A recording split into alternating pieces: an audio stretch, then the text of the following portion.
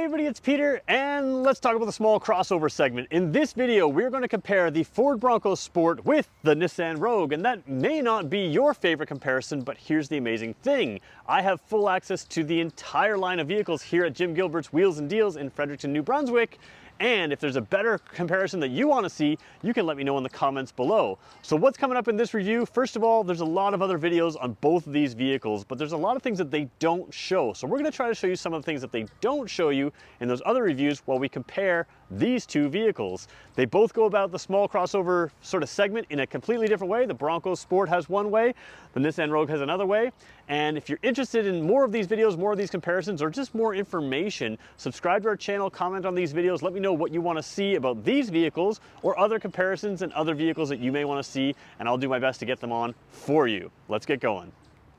Before I go too far, I do have to thank Jim Gilbert's Wheels and Deals. They are known as Canada's huggable car dealer, and if you are in the Maritimes looking for a vehicle, especially like a newer vehicle, all of our vehicles are used, but they're very new used vehicles. And the best thing is if you're looking at maybe the Rogue or maybe the Bronco Sport or maybe a CRV, or there's more Rogues there, CX-5 or a Tiguan or a Santa Fe or all kinds of other things. If you're looking at different types of vehicles, you can shop them all here and the salesperson can help you with any one of them. It doesn't matter which one you choose, so it's a great place to shop in the Maritimes. Let's get to go into the video. And the first thing I'm going to do is show you the keys to these vehicles. So I'm going to walk behind the camera. Again, when I talk about things that vehicles that go about things in a different way, this is the Nissan Key versus the Bronco Sport. Now I feel like on camera they show a little closer to size. The Nissan Key is significantly smaller. It's slimmer, it's smaller, maybe a little less branding on there with the back, Nissan on the front only. And you can see the differences. You've got remote start on both. This one has remote start at the top. This one has remote start down here with a double tap. You've got a power opening trunk here on the Bronco Sport, and panic button there. So a little bit different way of going about it. We're gonna start today with the Bronco. Let's get going. Now, one thing that's a little confusing in Ford's lineup, if you haven't been following them super closely, is there is the Bronco Sport, which is this, and there's the Bronco. So just so we're clear, the Bronco is larger, its doors come off, it has a convertible top, and it really competes with the Jeep Wrangler. The Bronco Sport actually shares the basic components of the Ford Escape platform and is a small crossover. They are different vehicles completely from the ground up, and they have different purposes. But of course, when you name yourself Bronco and you're comparing yourself to something that is Jeep Wrangler-like, the Bronco Sport has to have some off-road capability, and they certainly build in some of that toughness, that ruggedness into this vehicle. Now, the Rogue has drive modes that work off-road, and so does this. On this one, they call them GOAT modes, go over all terrain, G-O-A-T. So we'll talk about the drive modes here. The Rogue is similar, but again, the marketing will tell you that this is a more off-road vehicle. The reality is you're not taking either one of these that far off-road, certainly not Bronco or Jeep Wrangler levels of off-road, so I'm not sure that matters. It really comes down to style. And when I look at this, I remember Ford's really popular vehicle in the early 2000s, the Ford Escape, and this has a lot of really similar attributes to the very first Ford Escape, whereas the current Ford Escape is really a more direct competitor to this Rogue. Let's take a look inside now. Approaching the Bronco Sport, you have a couple little Ford typical things. It's maybe a little hard to see here. We got some sun shining on it. Let's see if we can get it to light up a little bit. There we go. You can see that you do have a keypad entry here. So if you forgot your keys, you could get into the vehicle typing that. Ford's been doing that probably since the 80s, just a little different style. You do have body color, or sorry, you don't have body color door handles here. Part of that, I guess, overall rugged look. You do have powered seats in this big bend model, so powered seats with lumbar, and this one has cloth seats. Let's jump inside now. And I didn't show you this graphic that comes alive when you hop in the vehicle. It's a pretty cool graphic that goes from like over terrain and then into this, again, showing that their intent is to market this as an off-road vehicle. Turning in here, sort of Ford's typical dash here. We're going to turn on the vehicle now. So the start button is right here. Put foot on the brake, start it up. You get Ford's typical ding, ding, ding, ding, ding, ding. Oh, there's those rolling rocks again there. I should probably show you that again in a second, but they do have some more terrain there. So what you have is very typical Ford stuff in here. You've got the 4 quadrants. You can set these up to various different things. Left side tach, right side speedometer, temperature gauge and fuel gauge down low. Pretty simple stuff, pretty easy to read. You know, why change what works? The other thing you're going to notice is sort of a shorter kind of dash here and a bigger, bulgier, squarer hood. If you're the kind of person that likes to see your hood and see the corners of the car, this is maybe a car for you. That might be something that appeals to you. Down here, it looks to me to be about a 7 or 8 inch screen. We're gonna skip that for a second. Again, same type of stuff you would see in pretty much every Ford nowadays. They use very similar software for all their different things. You do have AM, FM, and satellite radio here, which you'll have in the Rogue as well. Of course, you have AM, and you also have the ability to Bluetooth songs, Apple CarPlay, Android Auto, and you have kind of more of a rugged look, a big rubber pad in here, plasticky rubber in there, where you could put a phone there, you know, larger, not large buttons, but large buttons here, rubber edged, or at least rubber feeling edges. And again, sort of a rubbery feeling around the dash here, a little different than you know, you would see in different material than you see in some of the competitors. Down here, you do have an automatic climate control. It's currently set to low, so we're gonna set that up to, let's just make it a comfortable 20 or so, 21 degrees. Sure, that works. So again, you have a single zone temperature control in this vehicle. You do have rump roasters over here. I don't see a heated steering wheel on this model, so I don't believe this particular one has a heated steering wheel. These two vehicles are within $1,000 of price right now, so if you can afford one, you can probably afford the other. Down here, wireless charge port over here, still USB-C and USB-A. Generally, when you see these two together, you can use one or the other. It's kind of the same circuit. It just depends on which phone you have. So on my iPhone right now, I could charge it on the USB-C, and on some of my camera gear, I could charge that through the regular USB, and there's also a 12-volt port there as well. Down here, you have this dial style shifter. They use this in the Ford Maverick. They use this in the Ford Bronco as well, or Bronco Sport, excuse me. So pretty simple to use. Just switch it over there. You do have lower gear there, and then you have electronic parking brake. And here are your GOAT modes. Let's just play with that just for a quick second here. Take a look at the dash. As we switch in our GOAT mode, excuse me, I should look at this dash. You've got normal, you've got eco, you've got sport, you've got slippery, and you've got sand. So those are the Go Over All Terrains, GOAT modes, and pretty simple stuff. Down here you have cruise control buttons and audio buttons. So cruise on this side, audio buttons right there. And then you have your other steering wheel type controls, audio, that kind of thing, all over here. You do have lane centering technology in this car. Many of these vehicles in this class will have some level of lane centering, lane sort of self-steering a little tiny bit. Not full self-steering, but it'll kind of guide you in. Headlights are down there. They're pretty much automatic, so you're never going to touch them unless you absolutely have to. And of course your wiper stock is over there as well. So it's very typical, you know, squared out dash, you know, kind of, I would say just utilitarian more than luxurious in here, but very, very functional. As we take a look at the door panel here, same sort of thing. Not a whole lot of luxury style there, kind of square lines. They are sort of padded armrest here, so they're not, you know, super hard to touch, but very comfortable, very nice. Let's go take a look at the Rogue now. So very obviously a styling departure here on the Rogue. Again, the Rogue really competes more with that Ford Escape. The Rogue is redesigned, and this is the newer body style that you have. It's a little more squared off back end, although not nearly as squared off as the Bronco Sport. So again, a different approach here, a little bit more style, luxurious. You've got some cool features here. There's a little camera over here. Again, these vehicles are within about $1,000 the same price. We have other Rogues that are identically priced to the Bronco. So again, if you can afford one, you can afford the other. It just depends on what you want to do. This one has a metallic paint. I hope you can see that. Yeah, you can see a little bit in the camera there. That's just a little bug there. I'm going to open it up here. Again, same thing, cloth seats, and you have lumbar support with a powered seat. So again, the features in the spec sheet really kind of match in a lot of ways in these cars. But when you start getting in, you're going to notice a real difference here. All right, jumping in here, I'm going to start button is just down here, so we'll start with that. No graphics or displays, anything in here or over here, really just sort of standard stuff. So a little less drama when you get in, but we're gonna hit the start button there with our foot on the brake, and then you see everything come to life here. Nissan logo there, Nissan Connect.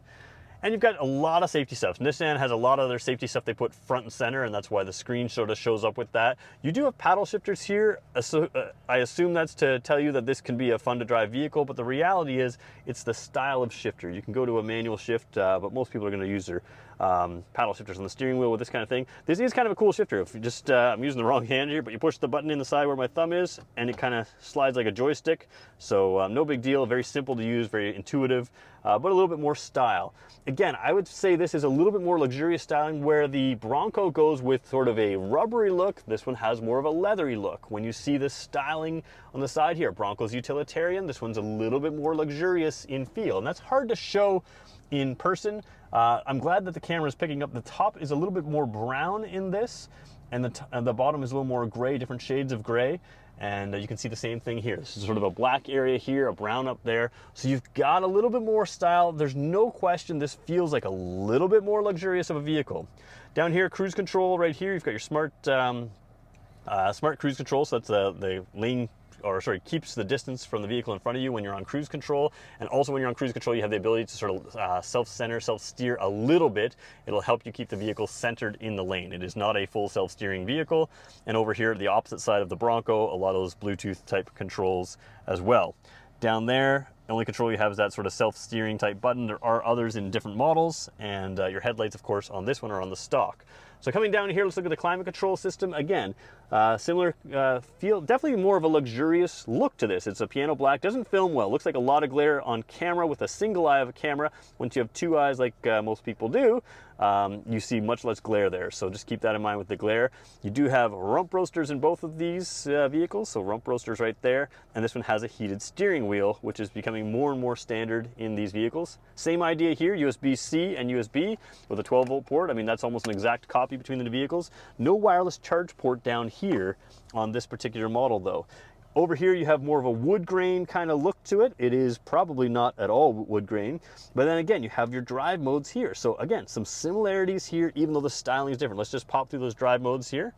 Oops, we'll go back to, oh, there we go. We hit one already. So we'll go far over there and oops, there we go. Off-road mode. What does that mean?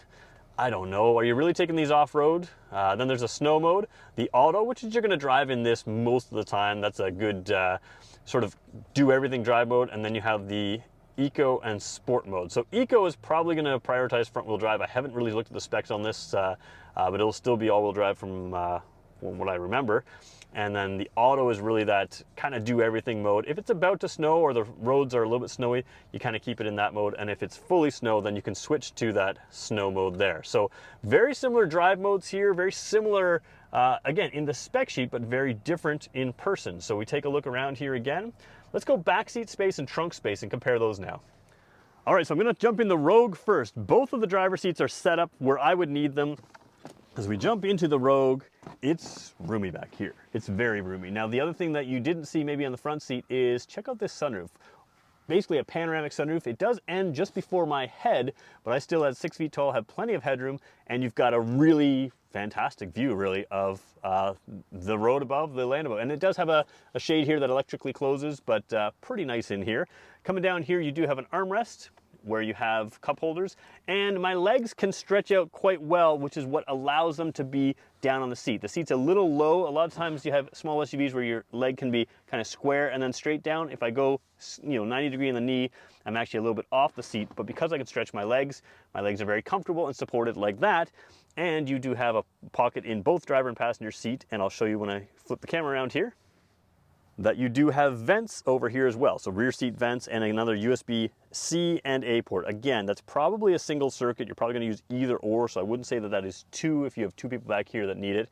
Overall feeling here is that this is a fairly nice, fairly spacious, and really typical for the class vehicle. Now let's check out the Bronco.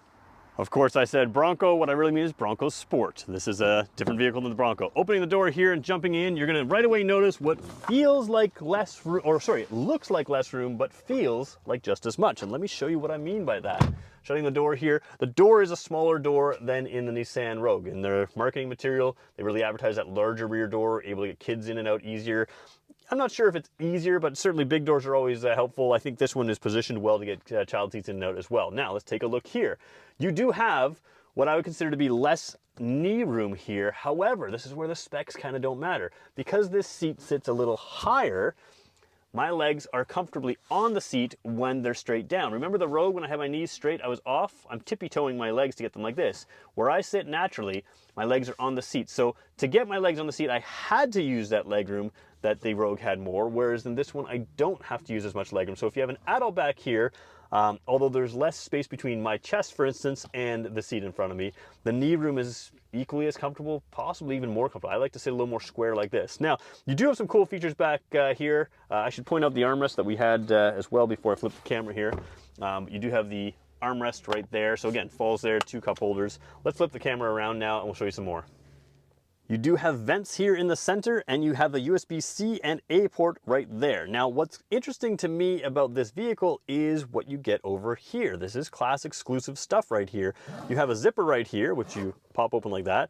And I don't think you could fit a full iPad or a full computer in here, but you could certainly fit an iPad in there. It is sort of padded, and this is sort of a firm side. Between my fingers here is a firm cardboard plastic piece between these systems here. So you do have sort of your screens protected if you put them in there, and they're hidden from prying eyes. And then down here you still have these little things here, which you can get Ford accessories to strap all kinds of things into the seat. So kind of a cool utilitarian way of doing things. You also have a little pocket here in the side of the seat there, and on the driver's seat as well for various things. You're not going to fit a water bottle or anything in there, but you are going to be able to fit something, maybe a wallet, something else. So lots of cool little cubby holes in this Bronco Sport.